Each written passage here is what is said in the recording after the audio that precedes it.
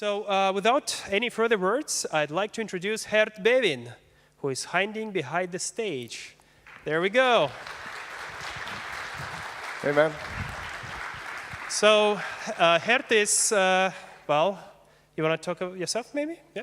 I'm an engineer. I joined Zero Turnaround a couple of months ago, basically because I love to code. And I've been coding for 25 years, and I've also been playing music for 25 years.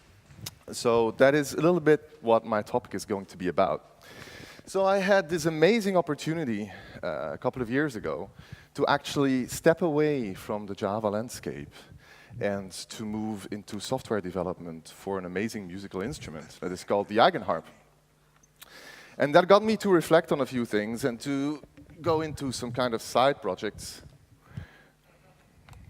And so this is that amazing instrument that I've been working on. So I didn't work on the hardware. I did work on the software, though. And so, yeah, I'll just show you what it sounds like a little bit so that you can get an idea what musical instruments can be like today.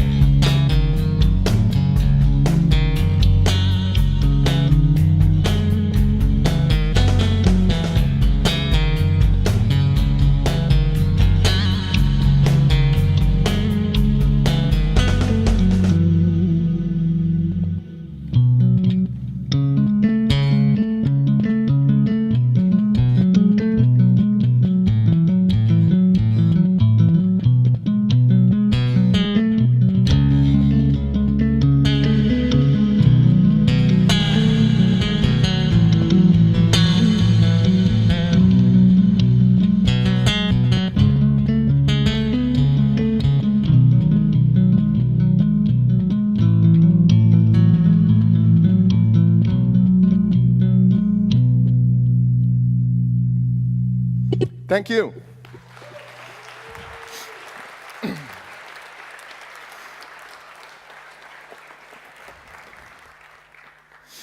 So, musicians are very creative people that through the course of history have used sound and words to narrate, to cross the boundaries of human existence, right? Up until we were able to travel with airplanes and travel with...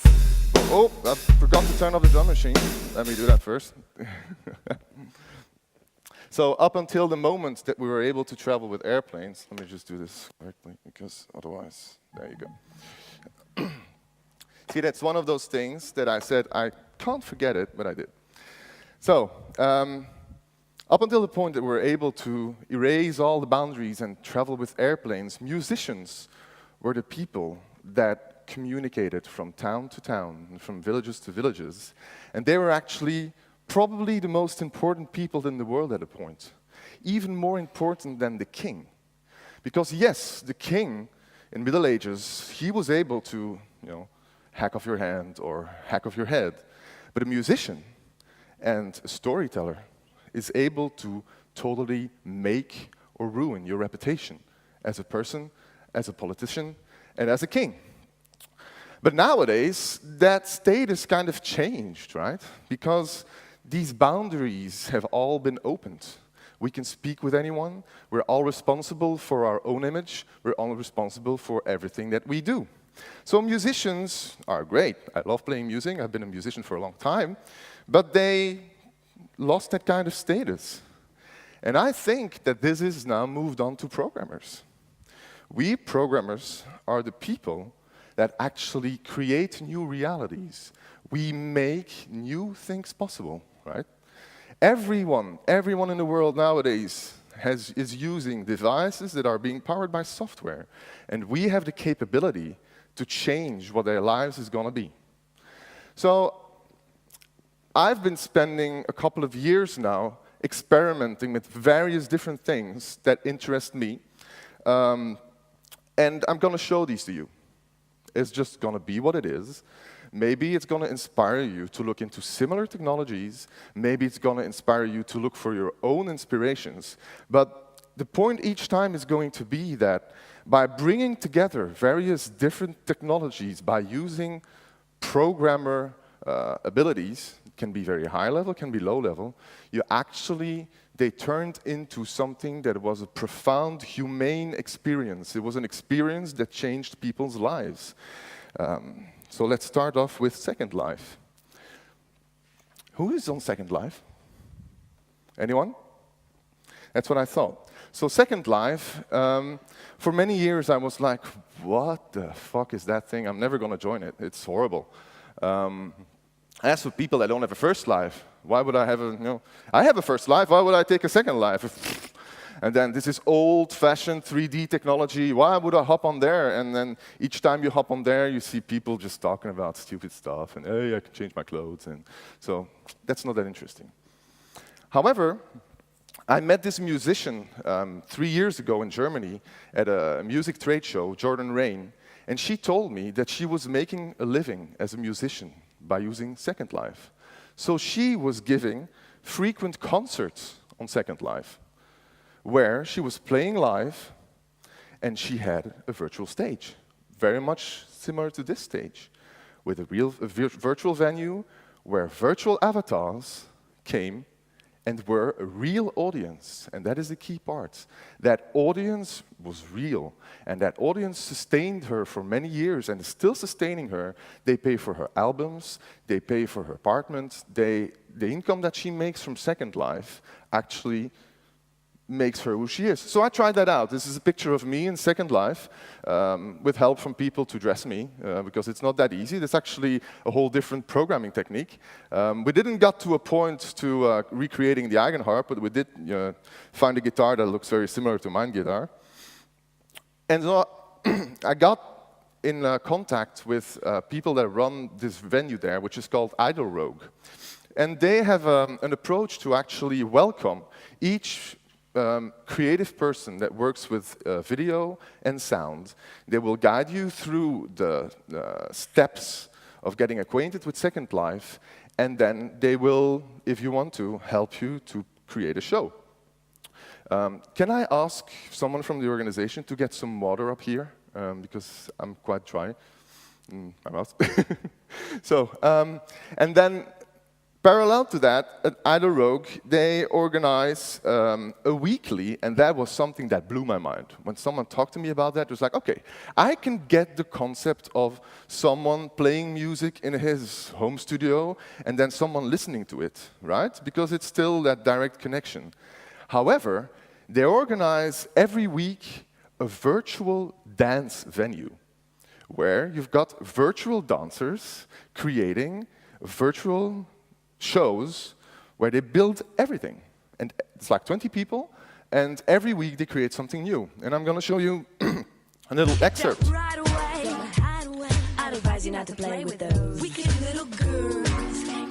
So you have to realize that this is something that a creative person with no specific, actually, programmer skills, but they build everything. They build the scenery, they build the moves, and they're sitting behind a computer, and they're orchestrating this based on the music that is playing. And they're able to create amazing shows. They're able to do things that are not possible in the real world, right? And interestingly, actually everyone that's doing that is female. And they create this burlesque show on Second Life.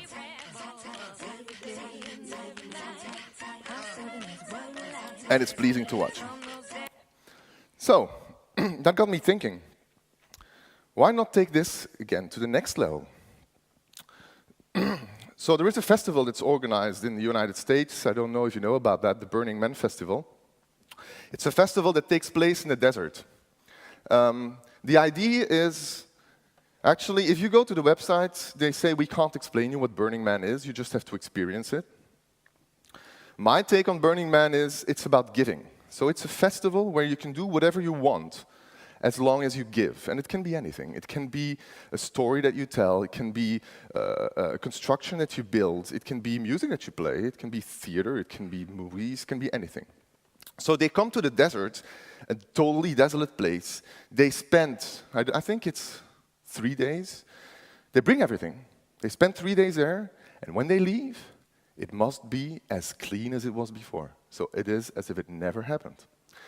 And Burning Man has a lot of spin-offs. They have local organizations that organize their own Burning Man, and obviously there is also a Burning Man on Second Life. So I said, well, this looks interesting. So this is the main stage of the year before's Burning Man on Second Life. And you can see that a lot of other constructions were made around that by other people.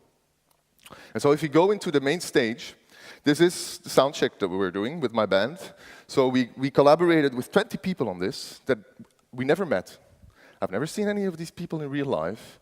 Some people built a stage. Other people built that tree, which kind of grew and grew older during the performance.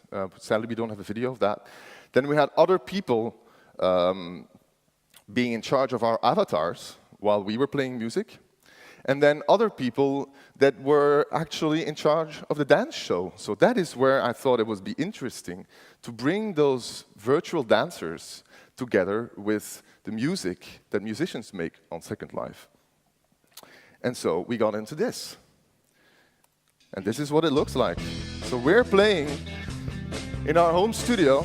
This is me with my band and my girlfriend singing. 2 web cameras, one on the drummer, one on us, streaming live to Second Life with audio being mixed automatically. And it's synced to dance with people all over the world that have prepared a show together for 1 hour with virtual dance moves and a cameraman that is filming that virtual dance show. And we've never met. But we did this amazing experience. And it's something that I'll probably never forget in my life.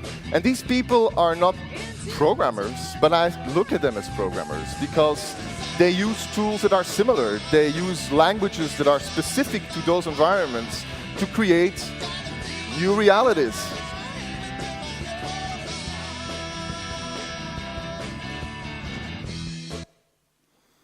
And in the end, so that was obviously an amazing experience. We got to a point where Jordan Rain, that musician that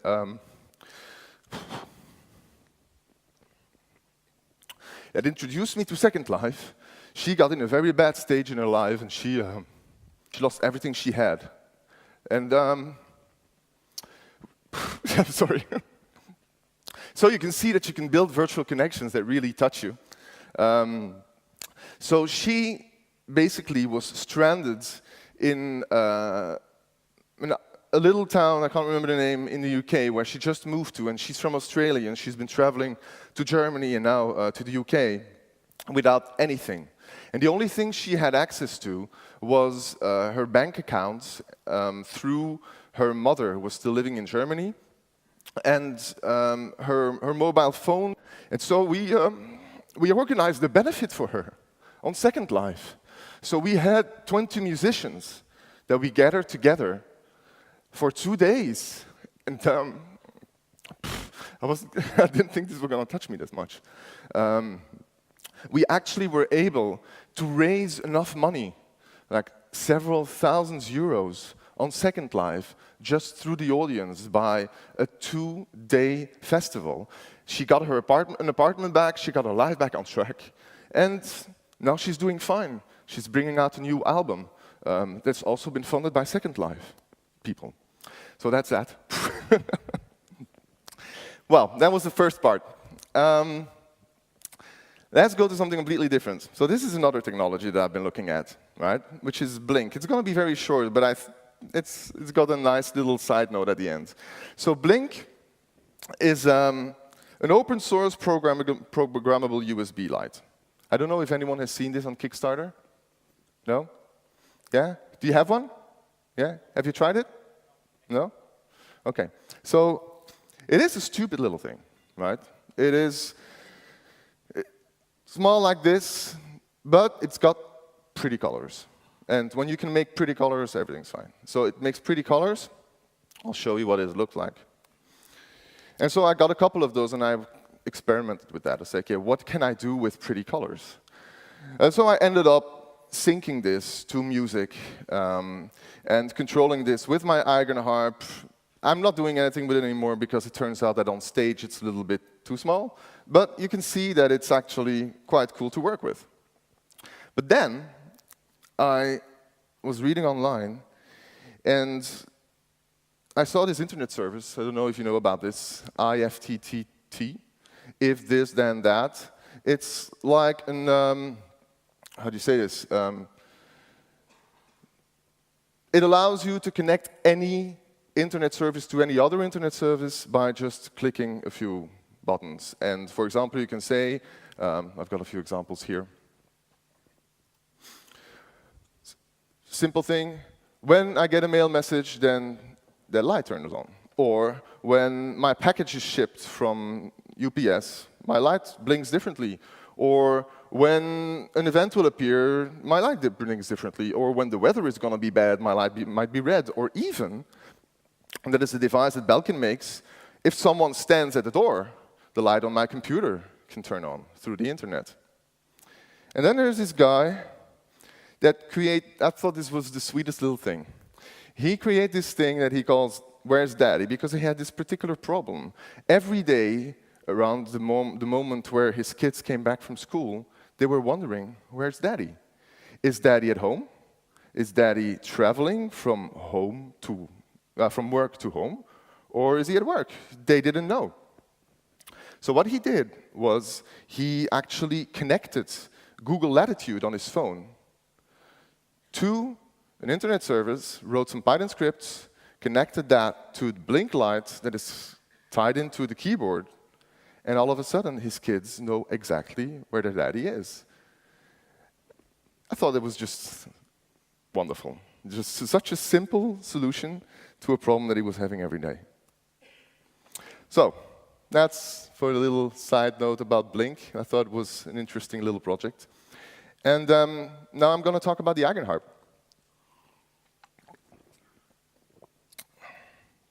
So this is what it's being sold as the most expressive electronic instrument ever made.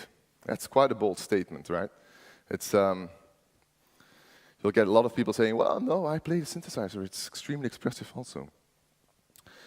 But the key point there is expressiveness. And I think that we've come into a new stage of technology where we can actually really make expressive things digitally. And why is that? It's basically because everything got faster. We're able to process massive amounts of data to have that being handled with almost no latency through digital connections that have never been as fast and with few latency as before, and that can process this in a parallel way so that we can still do other things at the same time. One of the key things that you probably already experienced, is there anybody using a high DPI screen on their phone or mobile device or iPad, like retina display? Anyone? Yeah? So what did it feel like when you first saw that? It's like the pixels are gone, right? All of a sudden, that was my experience with it. When you see a picture that has got the right the right DPI on such a screen, the images, they really come alive. You don't see the pixels anymore. But that is like a small example of that. Now imagine when you have technology of nowadays, we're able to do that all the way now. We can do that from the input, and that is what interests me most, the input, the human connection with the technology interface, all the way through the output, which can be, in my case, sound or video or images. And so how does the Eigenharp do that? It's got an amazing design for its keys. So let me just first show you what I mean with that. I'll possibly let you hear. So that's another thing. Yeah, you can use it any which way you like. You can stand like this and use it as a cello. So if this would be a regular key, I would be done, right? But I can take each key and bend it, and I can do this simultaneously.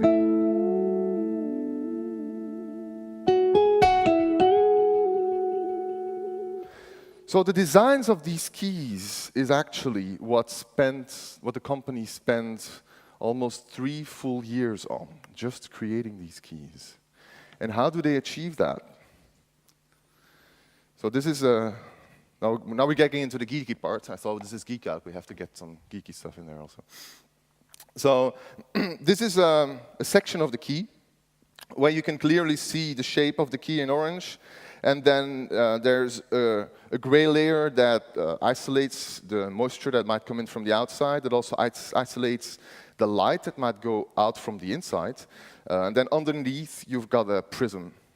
So let's go further. So the way it works is, compared to most other technologies that are contact-based technologies or that are technologies that work on piezo sensing of touch, this is a technology that for each key measures the key by light. It's an optical technology. So you can see the key here, again, this section, with at the bottom in purple, lights that are being emitted and that are being reflected. Can you see this well enough? Yeah? And that are being reflected through that prism to the center that's in the sensor. And so as you press down the key, you will get different readings, obviously, for the lights that are being sent to the sensor. And as you slant the key, then the values will be different for each side. And so the way this works is that it actually has 4 lights, because these keys move up and down, in and out, and left and right. It has 4 lights. It goes through this square prism, and it cycles through this to get a measurement each time. So this is a form of sampling. And what it gets them, and this is actually where the retina part comes in, it gets them 11 bits of resolution over not even a millimeter of travel. And in reality, that translates to 400 nanometers of resolution, which is the size of a bacteria. So imagine that you're touching a digital device, and if you blow on it, just like this, you will get readings, you will get values. It is as if you would be able to touch bacteria inside the air. That turns it into a retina device, right? And the other part is that this is being sampled at 2,000 samples per second. And this whole data rate, and I think that that is where the revolution is coming in now, this whole data rate is not being shrunk down. It's not being cut off whenever it goes through the USB bus or wherever it goes out of the instrument. No, it's being preserved all the way from the Eigenharp here.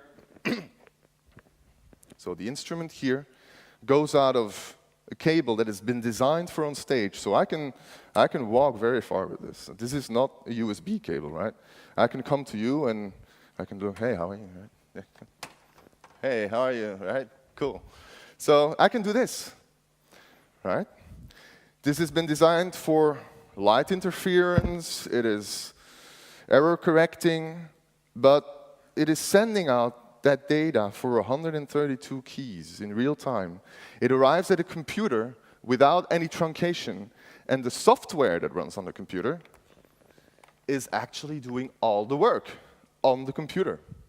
So are there any people here playing MIDI synthesizers or something like that? Yeah, can you raise your hand? Yeah, cool. So MIDI is the obvious technology when you talk about electronic music, but it was invented in the 80s, and it was invented for 8-bit processors. So this is a little bit of shame, because we're like in 2013, and most devices, they they just send out on-off messages with a value. This is sending out messages that are more information than you would get out of a full-blown audio production for a major band. And that is what it's sending out in real time while you're playing music. And then it still generates the music. And that is why it's so expressive. Because as soon as I arrive at the computer, I have all the information I need to make sound. So let me give you a few examples of what I mean by that.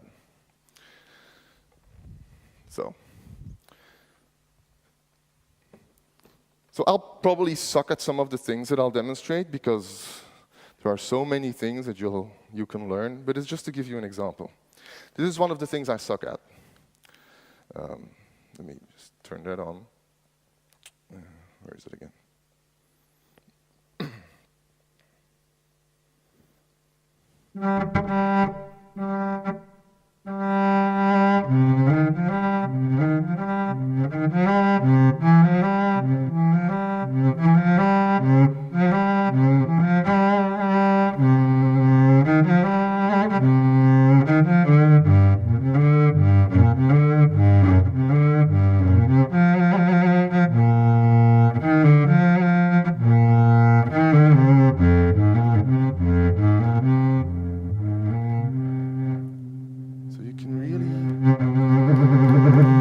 Right?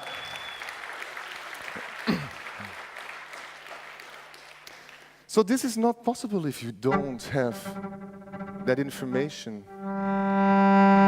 going all the way through.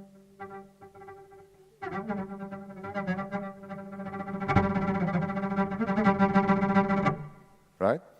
So the only thing that the instrument sends out is massive amounts of data that are being processed by the software that is called eigen-D, and that uses this to create new instrument models.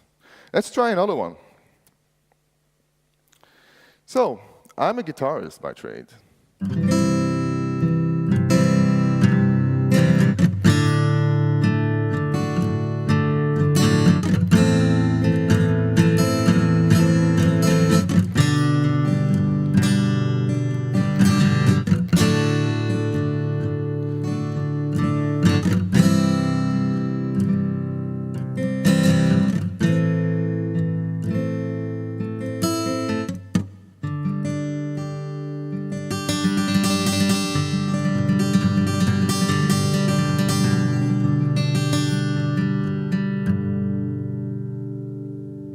Right?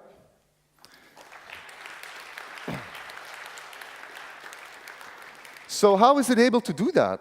Well, since it can sense the movements on each key to the width of 400 nanometers, I can use these keys to model the vibration of strings. I can sense at the velocity that they've been attacked at, and I can use the very faint touch even, and use that to trigger string movement that corresponds to the notes that I play here. That's another example. Let me give you a last one. And this is one that I've personally worked actually quite a lot on, because I like to research different things, and there's actually mostly what I want to talk about today is research as much as you can, try new stuff out. So one of the things that the eigenharp allows you is, as you see, if you've seen, you can change everything. Everything can be different, right? So I thought, well, we have what I showed you here. I've got, it's not working, right? Oh, because I still have the cello selected. I've got the note under each key. That's quite traditional, right? It's like a guitar. I've got a fret, and I have my notes. Then I was thinking, why does it have to be like that? And I saw another eigenharp player. She was actually treating the whole instrument as a 3D surface that she would put her hands on and create 3D soundscapes, very strange stuff, but quite interesting, by just pushing like this on the keys. It's not my thing, but what I tried to do here was to turn it into a percussion instrument. So has anyone heard of the hang drum? Yeah? You like it? Amazing instrument, huh? So the hang drum is a metal instrument that is round like this, and it's originally made for meditation. There are very few of those that have been made, and they sell for a crazy amount of money if you want to buy them nowadays. And so I thought, well, let's try to model this. So what I did was, instead of using each key for an individual note, I arranged it in areas, and you can see I've got plots with red keys and plots with green keys that each are the area on the hang drum. And so I have...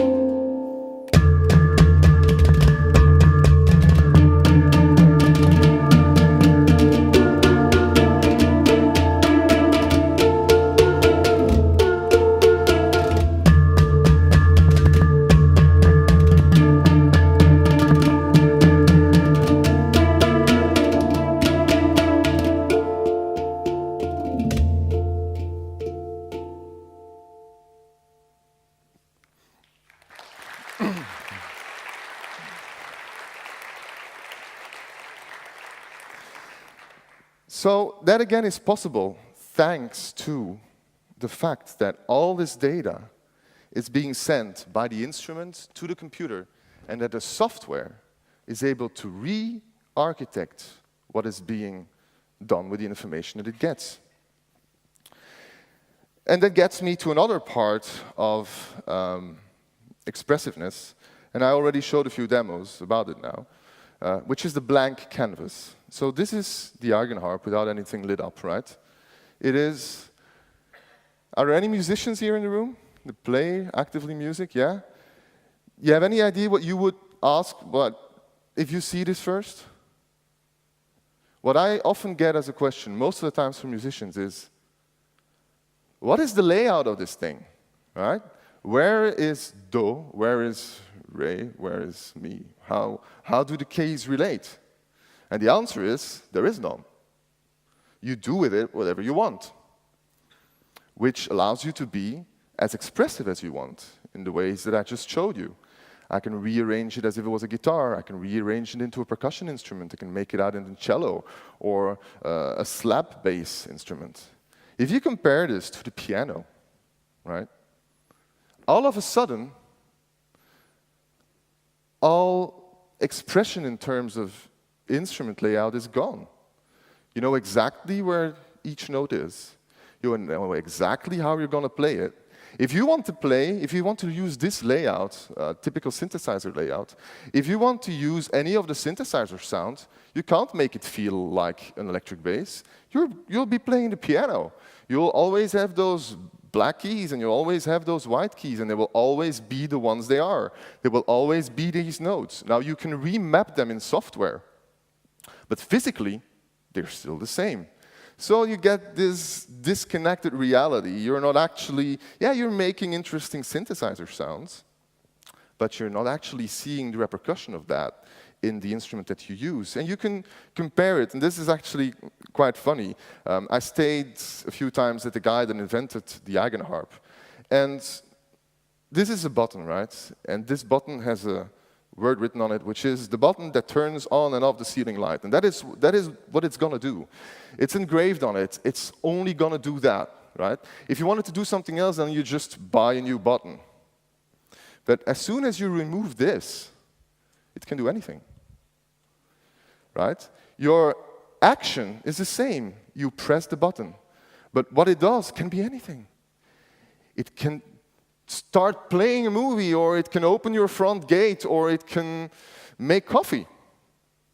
The interface is the same, but you didn't go as far as to reduce expressiveness, right? And that is something I think we as programmers are often guilty of. We try to control every little thing. And that is also one of the things that the creator of the Eigenharp talks about, which is, imagine if a software engineer would create the electric guitar, right? So you got the electric guitar, which got magnetic pickups that send out some kind of current that goes to the amplifier, and the amplifier amplifies that and creates sound.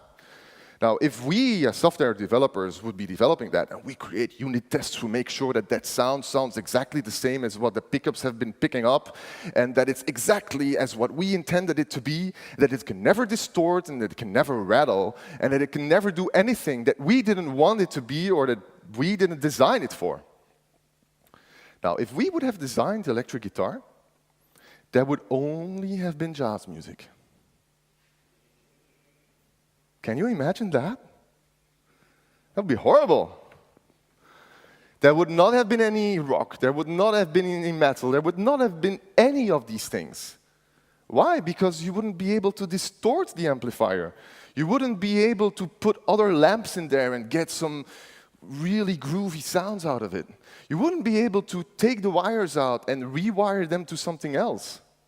So I think this is something that we always have to keep in mind. Yes, we're building products, we're building things that are amazing, but we have to find this fine line where we still allow our users to become expressive with the products that we build.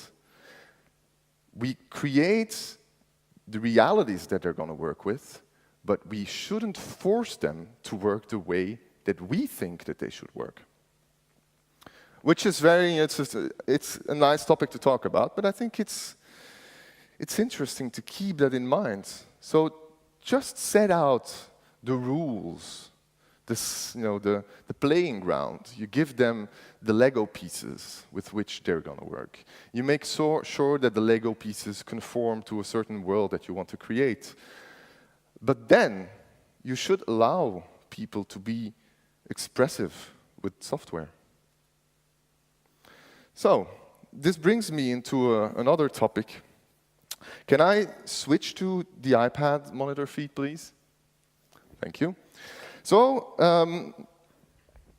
let me just give a very brief technical intro about MIDI. So MIDI was created to control different machines on different channels, and you can only have really one thing going on at the same time. It's originally a sequential protocol, and it's not being built. For example, what I just showed is where you can have different keys that move into different directions at the same time. MIDI can't model that. Sadly, we're kind of stuck with this. So one of the challenges that Eigenharp players have is, what am I going to use to generate the sound? So there are a couple of instruments built into the software, but if you want to go further, it's difficult. It's a technical challenge, right? And you've got this industry status quo, which is, since MIDI doesn't support it, none of the manufacturers are going to create software instruments that are able to do more than MIDI does, and all of a sudden, we're stuck in the possibilities of old-fashioned software. And then the iPad came out. And I'm really saying the iPad. I'm not saying an Android device. I'm saying the iPad, because what Apple did right on the iPad, it was actually an accident, but they did it right. They accidentally included core audio and core MIDI in iOS when it was released, which got people to build new iPad instruments. And that particular accident got people to build instruments that are cheap and where you can do similar things on the Eigenharp. So I move just one finger up and down on that note that you see highlighted, right? But I can use a second one and have these notes expressed independently.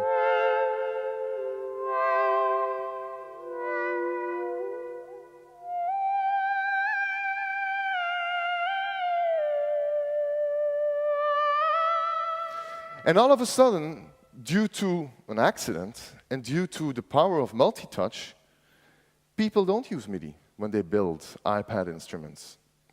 So up to a point that a traditional company just as Moog, who builds analog synthesizers, brings out a polyphonic synthesizer, their first real polyphonic synthesizer on the iPad. So that's quite an interesting thought. We get per note synthesis, but we're still kind of tied to that environment, to the iPad environment. Can we go back to the slides, please? Thank you. So let's say that I want to play the eigenharp, but use those synthesizers. I'm stuck with MIDI, right? But there's a way around it. If you're a programmer, so I just said MIDI has been built for multiple devices that you each send sequential messages to. Now, what if you treat each finger as a device? I've got 10 devices. And MIDI supports up to 16. So I'm fine, right? Meaning that I can send out expression for each of my devices on my instrument that is able to articulate that expression. But I'm still stuck. I'm stuck because MIDI is designed for 8-bit processors. I get 1 kilohertz of messages, and that's it. Some hardware can do better, but it's not been great. Until this particular little device. High-speed MIDI being done by a company called iConnectivity. They built iConnect MIDI. And they just say, let's throw all these old things away. You can still connect them, but if you connect iConnect MIDI to the iPad, and I can't demo it here because there's just too many wires to change. But if you connect iConnect MIDI to the iPad, it leverages the speed of USB 2. And since the eigenharp sends all this, this is a little diagram. So I've got the eigenharp going into the eigenharp software, which is eigenD, that runs on the computer, which is connected over USB 2 with USB 2 speeds to iConnect MIDI. iConnect MIDI is connected to USB bus, which is connected to the camera connection kit. And all these pieces, all these devices, and this is something that boggles my mind. All these devices, all of a sudden, we're able to handle all this data load. If you switch out that camera connection kit and you don't use the one from Apple and use one of the cheap ones that you can get from Asia, it all falls down. It's not possible. The data rates don't hold up. So all this is connected together. It gets to the iPad, and you're all of a sudden able to kind of bypass the limitations of MIDI because all the technology players are in place. So that is opening up a new world, which personally excites me a lot. So it takes, as you could see, it's quite a lot of wires and things to set up, but once it's set up, it actually is amazing to work with. So what I think will happen now is MIDI hasn't been able to change for decades. Why? Because the industry had no point in changing it, because nothing was really leveraging it. And nothing was really leveraging it because MIDI was bottlenecking the innovation. So by sidestepping it, by going through a totally different technology, which is multi-touch technology, that can generate audio right on the device with multi-touch inputs, but sadly, not that much expression because you're tied to the sampling frequency of the screen refresh. So it's not that great to play on, but it did bring out a new kind of synthesizers. And I hope, and I think that is going to happen, since there are so many of them coming out. It's quite mind-boggling. Moog has created one, Waldorf has created one, Wolfgang Parham has created one, and then a whole bunch of new guys. But all the old synthesizer, like gods, are creating iPad apps now because they can get this new kind of expression. So in time, and that's what I expect, MIDI will fade away because at both ends there are devices that somehow we're able to connect together. And the programmers were able to make this happen. We coded all the software and all those devices to get it at a point that it's able to get that expression out of it. And that brings me to the last point about the eigenharp, which is for me very important for the expression. And you've seen it actually since the beginning. I can walk around with this. I don't have my harness on now. I can have it here, and I can walk to you, and I can move with my body. And it will translate into sound. It will, since it picks up the different expressions to, so just the fact that I'm moving around is kind of going to make a sound, right? It's going to make a change. So your human body is now able to interact with physical devices in a way that it feels natural, just as it is with traditional instruments or traditional expressive devices. But now we're able to do that with electronic devices. Let me see if I can put on my harness for the next part.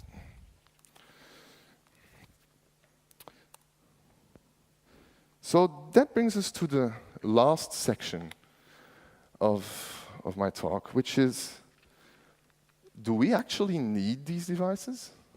Right? I personally like it. I like to touch something physical, right?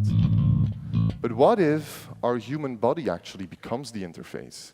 What if we get devices that are able to directly translate what we do with our human body and get total expressiveness out of that? So I've been working with this company called Leap Motion, and they've got this little device that stands here that is going to come out to the audience, to the public in about a month now. And so what does this do?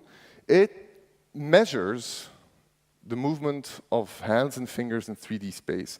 Now, this is not anything like Kinect, and I'll show you that. This, again, goes into the direction of what I've been talking about. It's so small and so precise that it becomes creative. So these are the figures. Also, and that was something I found very interesting. One of the ways that they're able to keep this so cheap, so it's only 80 euros, is by sending all the data all the way to the computer, end-to-end to the software, and doing all the processing on the machine. Sounds familiar? Similar to the Eigenharp. They use the same approach. Instead of building that in here, we've got devices that are so powerful that we're able to do things that were never possible before. So let me show you how this works. That's not it. It's here. So this is my Leap Motion icon here at the top. I'm actually very surprised that it works here, but it does, because I've got all these lights here, right? And it's measuring infrared, so it's got a lot of additional noise due to the heat and stuff like that. So it's running in a mode that's actually the least optimal mode. It automatically changes its modes. And as you see here, this little light is yellow, meaning that it's, well, detecting that it could be better. Let me open up the visualizer. So this is the Leap Motion visualizer. And I can hold up my hand, and it's detecting every little movement of every finger. And I can do this with 2 hands, right? And it's fast, right? So this kind of data rate and this kind of resolution is bringing, again, a whole new world of possibilities. So obviously, I was interested in that. And what they did was something that I've actually never seen done before. They've been extremely conservative about putting this into the hands of the common man, because they understand that this is a totally new interaction model. It's got new rules, and they probably don't even know what they are, because it's so new. And so what they did was they sent out 10,000 free developer units to developers. You had to sign up for it, and then they picked the 10,000 that would receive them. And it's been going all over the place. People have been experimenting with this, and it's extremely interesting, because everyone has another take on what you can do with this kind of data. And so what I did was create music software with it, obviously. So this is a software called Gecko that allows you to express music with your hand movements. So let me start that up real quick. So I've got Gecko here. And as I move my hand, it's going to detect. So every square that's highlighted is information that it's using. And at the bottom, you can see the information that it's sending out in bar charts, right? And so what I then did was connect this to the eigenharp. And I can do...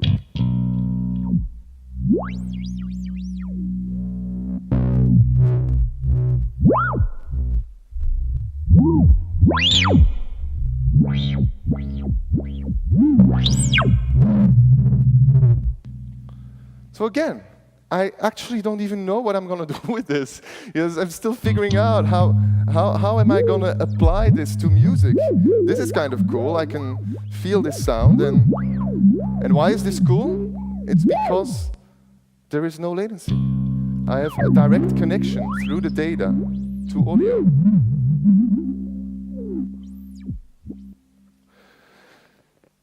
So that's leap motion controller. And then that got me into another discussion that I do want to talk about. Because we're all talking about cool stuff, but then I saw someone working on software for doctors, where they were going to use the leap motion controller to be able, since they have their gloves on, they can't, surgeons, they can't do much. They can only touch whatever they're working with. So their interface capabilities are very limited. They can't use a touch screen. There's too many bacteria on there. But using this, they can do anything they want, right? So think about what they would be able to do. They would be like in the air, zoom into some kind of picture of an operation that they're performing, or explore maybe in 3D what cameras are detecting inside our body. And then another medical application that I was talking about with a friend a week ago, and which kind of touched me quite a bit. So my mother, she suffers from Parkinson's disease. And he was building, together with the healthcare provider in the UK, some kind of an interface to allow people with Parkinson's disease to interact with screens and stuff like that. But if you think about that, it's a very difficult thing to do, because depending on their episodes, they might not be able to press one button. Sometimes they can. Sometimes they're very good, and their meds are working. But at other times, it's not. So you really almost have to create a technology that adapts to what they're doing. And that got me thinking. I think that actually something like leap motion control, but this is just all like brainstorming, right? But if you build, this allows you to build interfaces that monitor what your body is doing and then adapt them based on what it sees. So if you're shaking a lot, it can create other interfaces for you. If you're in a stable day, then they can leverage that and actually reward you when you feel good. It must be horrible, right? If you once in a while get these periods where you can't do anything and everything has been leveled down to that level and you have to live your life just using the dumbed down stuff even when you do feel good. So I think that devices like this will allow us to build software that actually becomes so adaptive, because in real time we get, again, all the information sent to the computer and we're able to leverage that as programmers. And even more so because this slide is what I'm looking at today. This is the technologies that excite me at the moment. So you've got Connect 2 coming out, you've got Google Glass. There is a device that's called the Mayo, which is measuring gestures through muscle electricity and muscle movements. So I think this is going to be great. Imagine if you're touching a screen, you expect your touch to happen on the moment they touch. But since they measure muscle interaction, they can actually kind of predict what you're going to do, and it can happen microseconds before you do it. It's almost like it's reading your mind. Then you've got the Oculus Rift, which is building a 3D environment that moves along with you as you move. So it's virtual reality, but you can move around and it will adapt. Obviously, the Raspberry Pi, which is so powerful and so cheap that you can use it for anything you want. You can throw it away, it doesn't cost anything. Then cheap 3D scanners. If they become real time, that's going to be awesome.